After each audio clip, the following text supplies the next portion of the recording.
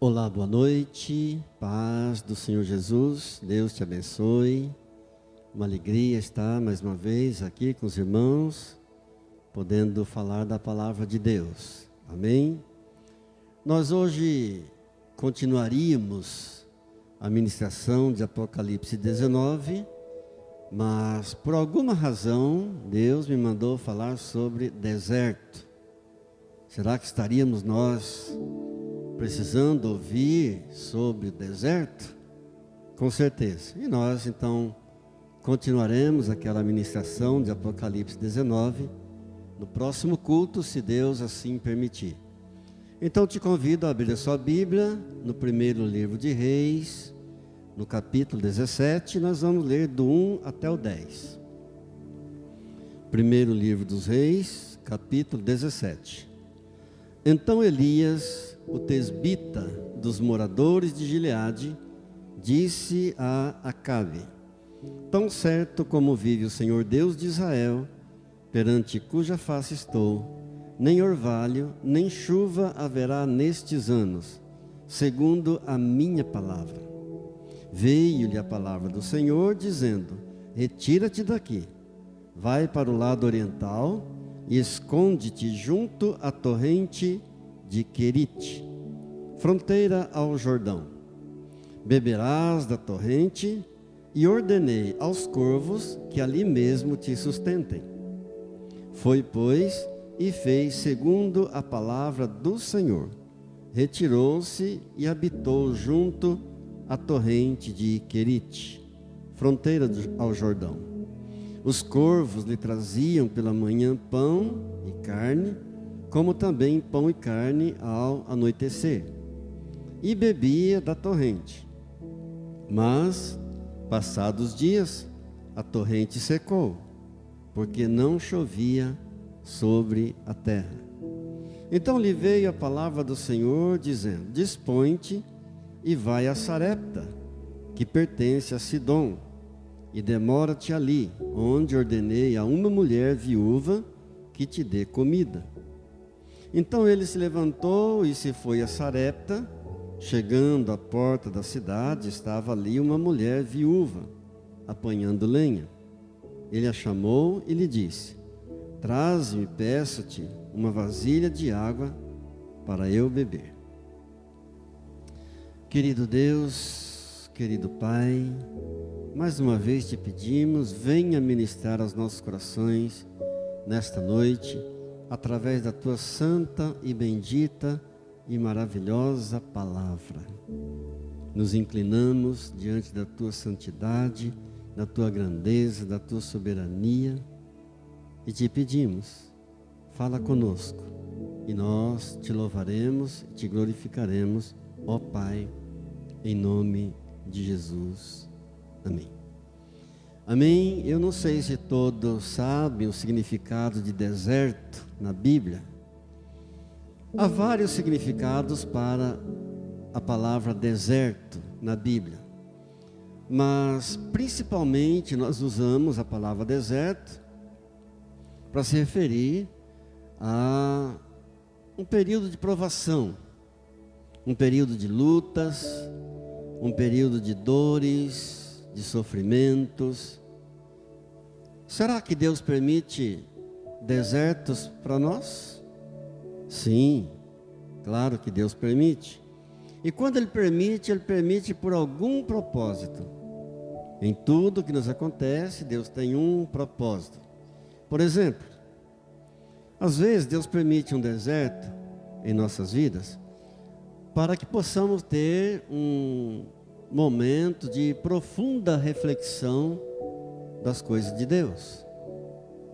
Às vezes, para termos um período de uma busca maior de Deus, com mais intensidade. Às vezes também, quando temos uma espera, um período de espera, de uma confirmação de Deus, para alguma decisão importante que temos que tomar na vida. A isso também chamamos de deserto. O profeta Elias, depois de ter desafiado o maligno rei Acabe e sua mulher maligna Jezabel, dizendo ao rei Acabe: ó rei, tão certo como o Deus de Israel é um Deus vivo, segundo a minha palavra, não haverá chuva e nem orvalho por estes anos. E orou a Deus, e Deus então atendeu a sua oração. Por 3 anos e meio não houve chuva nem orvalho em Israel. Depois Elias voltou a orar, e Deus então mandou chuva. E agora acontece uma mudança radical na vida de Elias. Dos versos 2 ao 4 nos informa que Deus manda Elias para um deserto. Diz assim o 2, 3 e 4. Veio-lhe a palavra do Senhor, dizendo: retira-te daqui, vai para o lado oriental, esconde-te junto à torrente de Querite, fronteira ao Jordão. Beberás da torrente, e ordenei aos corvos que alimentem-te ali mesmo. Bem, é como se Deus estivesse dizendo para Elias: Elias, agora eu vou te mandar para um deserto. Querite, esse lugar para onde Deus manda o profeta Elias, era um riacho, mas um riacho de inverno. No verão ele ficava seco. Ele dependia das chuvas que desciam. É como se Deus estivesse mandando Elias para um deserto, para um lugar escondido, em solidão, sem ninguém, e os corvos é que viriam alimentar o profeta. Cabe aqui uma pergunta: por que será que Deus às vezes permite a nós períodos de deserto? Por que será às vezes Deus nos manda para lugares que ninguém gostaria de estar? Deserto, solidão. Sendo que o deserto não nos promove em nada. Pelo contrário, o deserto nos humilha. O deserto não nos exalta em nada. Pelo contrário, o deserto nos rebaixa, nos reduz a nada.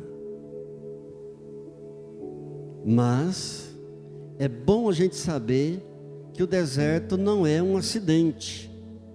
O deserto faz parte da agenda de Deus. Amém? O deserto é a escola do Espírito Santo. Porque Deus está muito mais interessado em quem você é do que o que você faz. Deus está muito mais interessado em quem eu sou do que o que eu faço para Ele. Porque vida com Deus vem antes de trabalho para Deus. A maior prioridade nossa não é fazer a obra de Deus, conforme muitos pensam. Não é. A maior prioridade nossa não é fazer a obra de Deus. A maior prioridade nossa é andar com Deus. A maior prioridade nossa é conhecer mais a Deus. Andar com Deus na obra de Deus.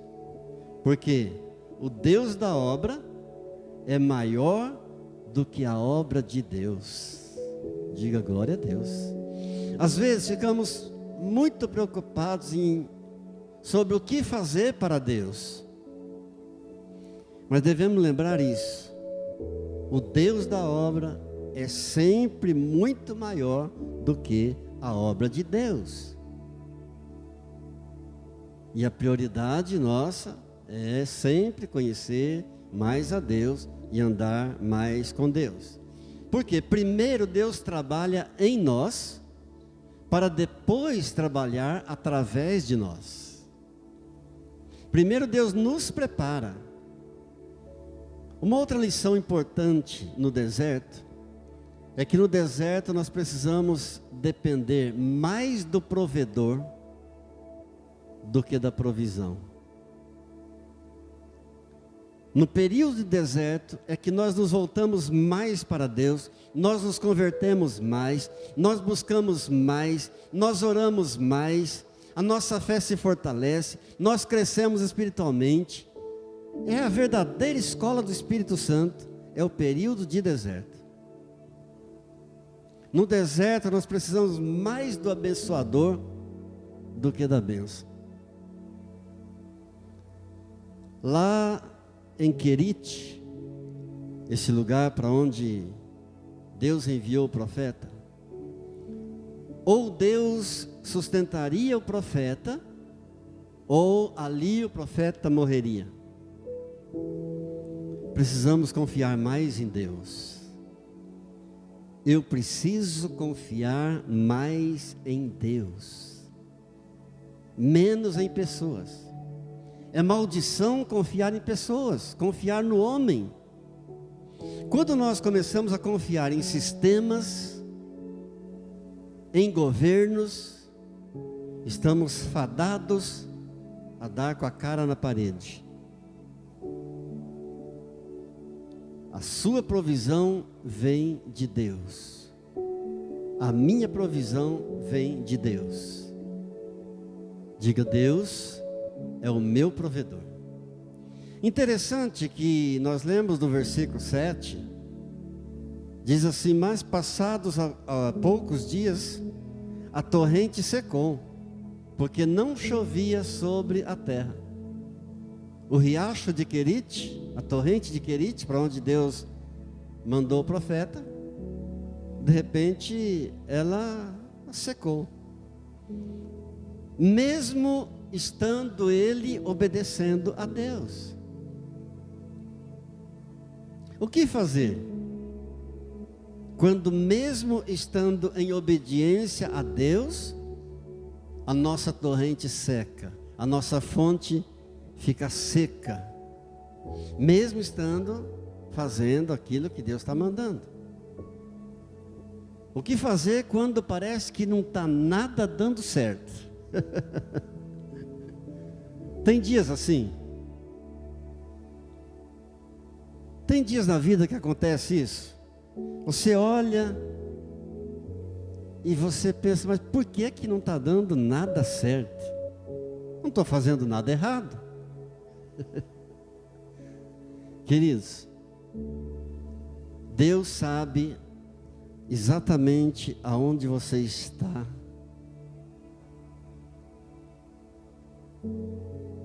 Deus sabe exatamente o que você precisa.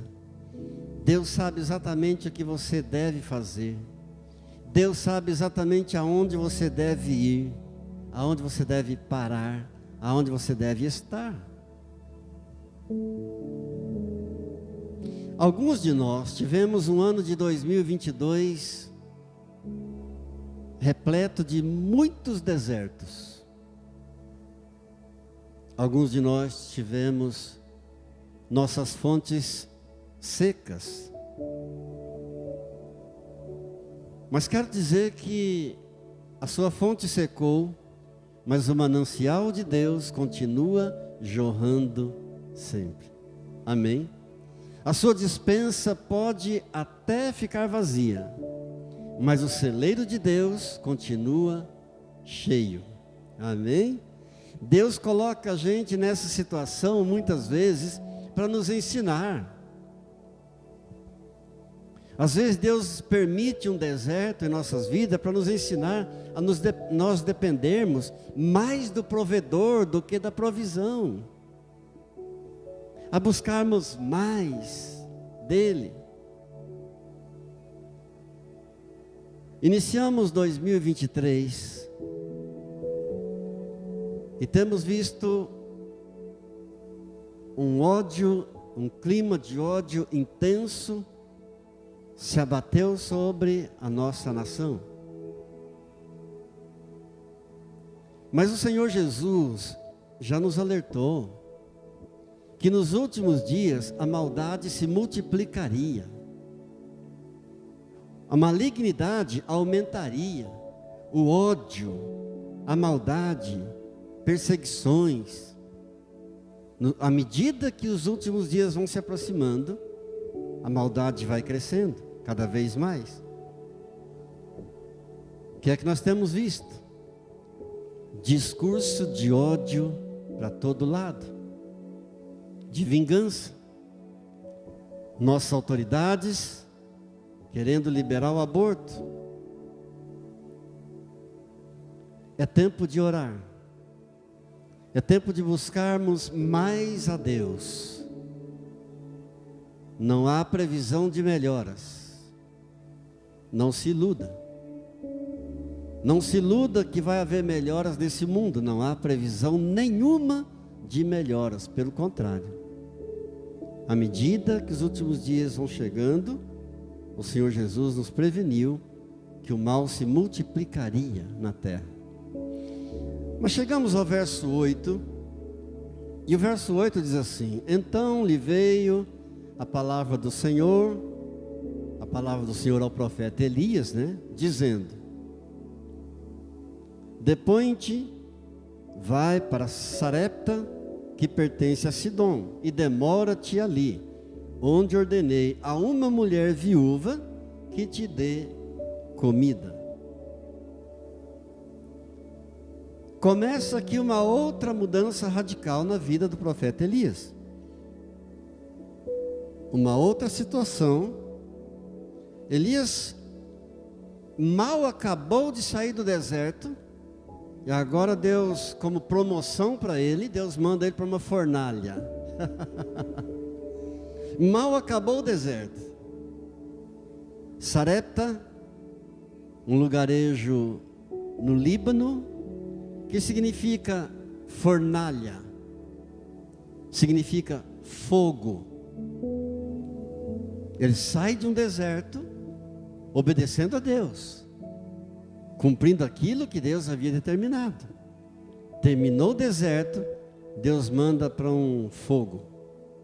Curioso é que a viúva que vai dar comida ao profeta Elias, lá em Sarepta, ela está morrendo de fome.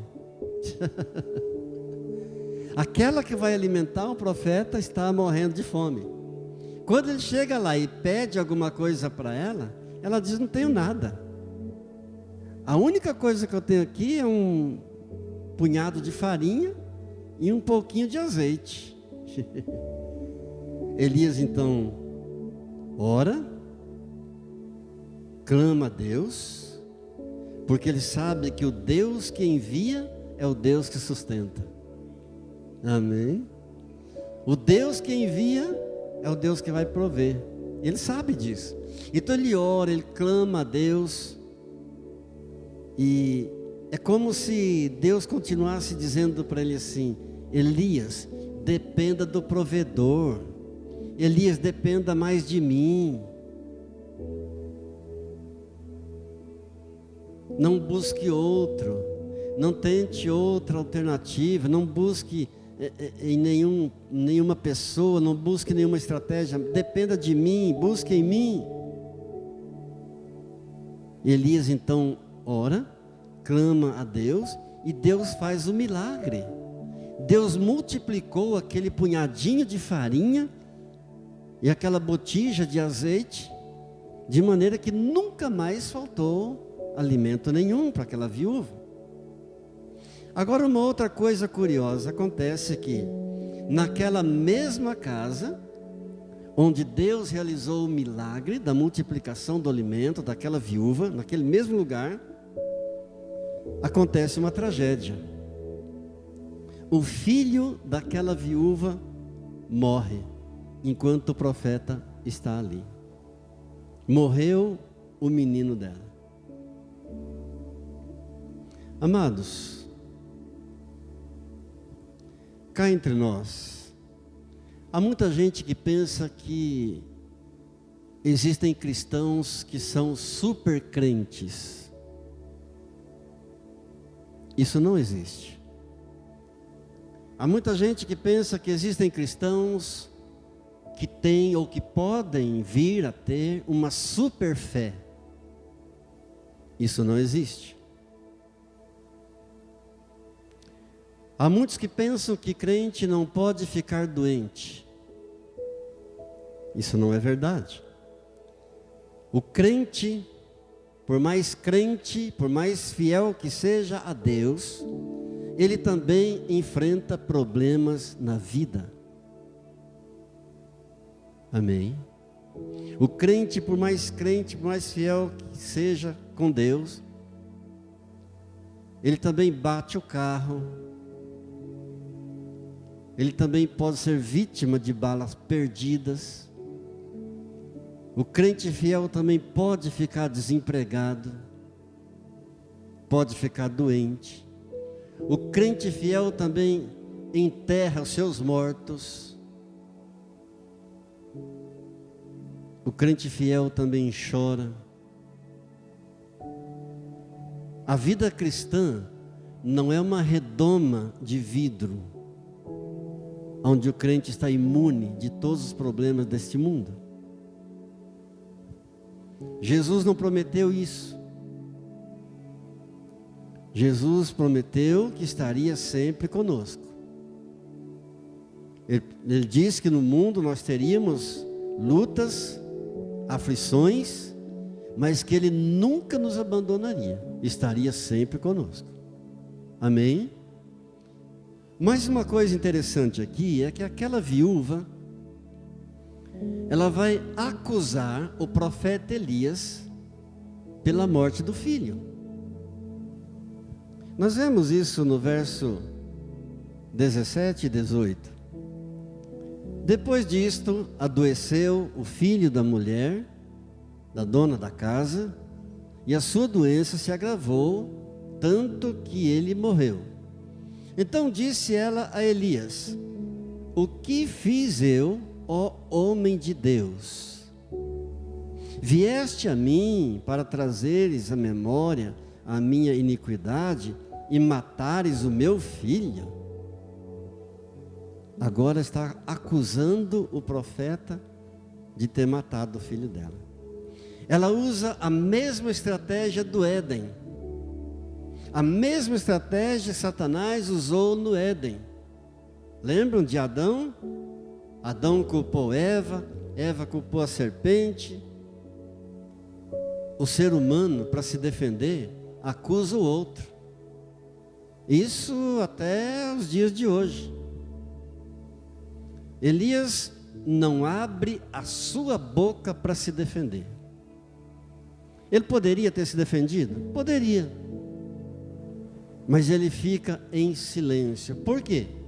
Porque a mulher já está toda ferida com a morte do filho.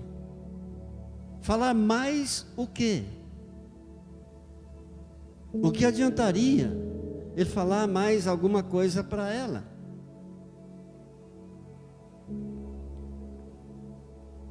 Sabe como se conhece o verdadeiro servo de Deus? O verdadeiro servo de Deus é aquele que não apaga a chama que ainda fumega. Glória a Deus. É aquele que não perde as esperanças. O profeta Elias então toma o corpo do menino que morreu, leva para o quarto e ali orou. Orou e orou e orou muito. Deus realiza o milagre mais uma vez e Ele entrega o filho vivo para aquela mulher. Novamente Deus operou o milagre. Quais lições nós poderíamos tirar aqui para as nossas vidas? Se nós orássemos mais, nós nos defenderíamos menos. Se nós orássemos mais, nós brigaríamos menos. Se nós orássemos mais, nós veríamos mais e mais os milagres de Deus acontecendo. Amém? Deus ressuscitou o filho dessa viúva e ela agora vai dizer algo maravilhoso. No verso 24, ela diz assim: agora sei que és homem de Deus. Agora que Deus ressuscitou o filho dela. Lembra-se que ela estava acusando o profeta Elias da morte do menino?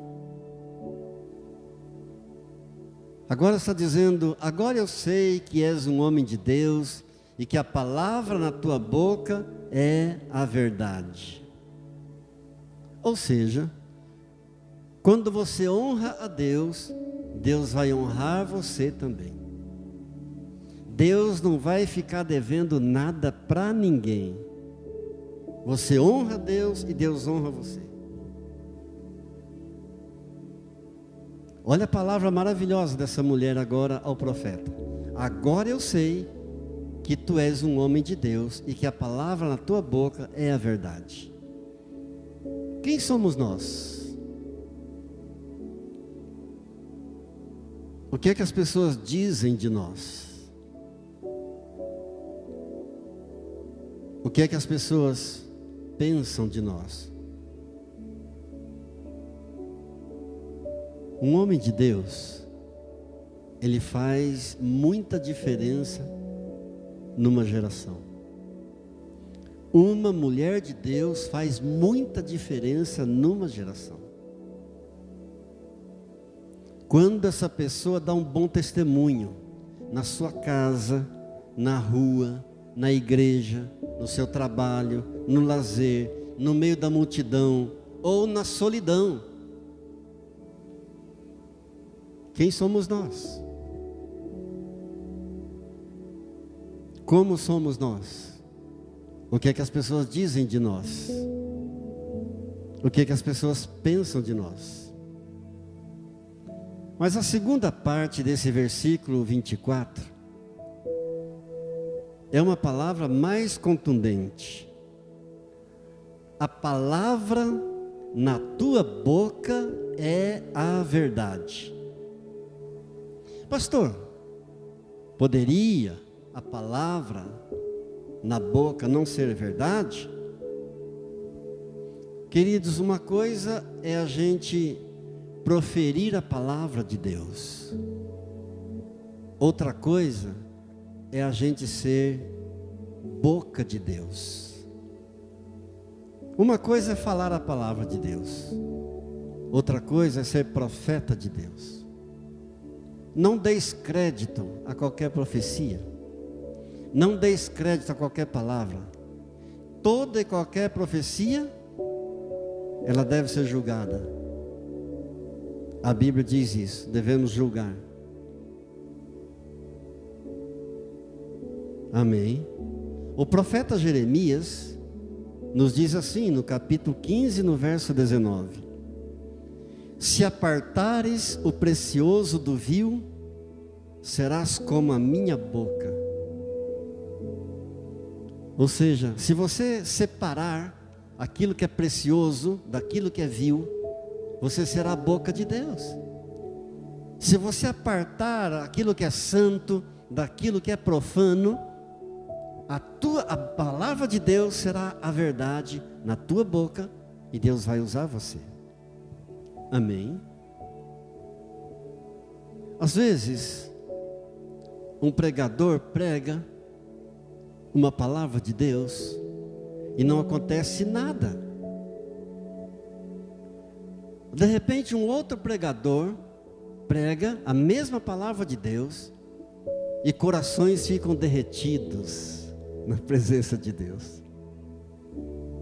Há uma diferença, porque uma coisa é falar a palavra de Deus, outra coisa é ser boca de Deus, é ser profeta de Deus. Amém, queridos? Não por acaso Eliseu, que seguia Elias, ele sabia bem quem era Elias. E não por acaso também, quando Elias subiu aos céus numa carruagem de fogo, Elias não perdeu a oportunidade e pediu uma porção dobrada do espírito de Elias. Amém. Mas a pergunta é: tudo isso era só para aquele tempo, será? Não, claro que não. Os mesmos sinais, os mesmos milagres estão disponíveis para nós hoje. Porque Deus não mudou, Deus não muda nunca. Ele sempre foi e Ele sempre será o mesmo Deus, ontem, hoje e sempre. Tudo isso, todos esses milagres, essas bênçãos, não são coisas apenas do passado, mas estão disponíveis para você hoje, se você desejar. E claro, se você buscar de todo o coração. Buscar-me-eis e me achareis, quando me buscardes de todo o vosso coração. Amém? Em paz, com equilíbrio, não por força, nem por violência, mas é pelo Espírito Santo de Deus. Oremos ao Senhor. Querido Deus, querido Pai, Pai amado, vem o Teu reino, Senhor. Nosso coração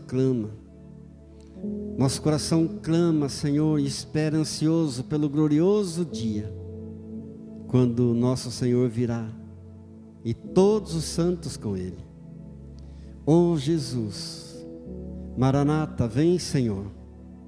Almejamos ansiosamente a Tua volta. Senhor, vivemos dias difíceis, como o Senhor nos preveniu na Sua palavra, que nos últimos dias muitos apostatariam da fé, que a maldade seria crescente à medida que os últimos dias se aproximassem. Senhor Deus, há tanto ódio, há tanto mal no mundo, há tanto derramamento de sangue em nossos dias, Senhor. Tem misericórdia de nós e guarda-nos, ó Pai. Guarda, Senhor, a nossa casa, guarda, Senhor, nossa família. Ó Deus querido, o Senhor será Rei sempre sobre toda a terra. O Senhor sempre reinou e sempre reinará. O Senhor nunca saiu do seu trono e nunca sairá do seu trono. Muito obrigado, Jesus. Venha depressa ao Teu reino, Jesus. Oh Pai querido, aguardamos aquele dia glorioso, quando uniremos a nossa voz, a voz de miríades e miríades de anjos proclamando: Santo, Santo, Santo é o Senhor Deus Todo-Poderoso, aquele que era, que é e que há de vir. Repita comigo, por favor: Santo, Santo, Santo é o Senhor Deus Todo-Poderoso, aquele que era, que é e que há de vir. Santo, Santo, Santo é o Senhor Deus Todo-Poderoso. Toda a terra está cheia da sua glória. Amém. Que Deus te abençoe, você que tem sustentado esta igreja, esse templo, essa casa de Deus. Que Deus te abençoe, você que está passando por lutas, você que está num deserto. Saiba que o Deus que enviou vai te sustentar. Deserto não é um acidente. Deserto é plano de Deus, é propósito de Deus. Deus permite para algum propósito. Ouça Ele, Ele vai te responder, Ele vai te falar. Eu creio. Deus abençoe tua casa com abundância, com fartura. Deus te abençoe com saúde, com paz e com alegria verdadeira. A paz verdadeira que excede todo o nosso entendimento. E a alegria verdadeira que procede do Espírito Santo de Deus. Amém. A graça do Senhor Jesus, o amor do Pai e a comunhão do Espírito Santo seja sobre a tua vida agora e para sempre, sobre a tua casa agora e para sempre, sobre a tua família agora e para sempre. Quem crê, diga amém, graças a Deus. Shalom.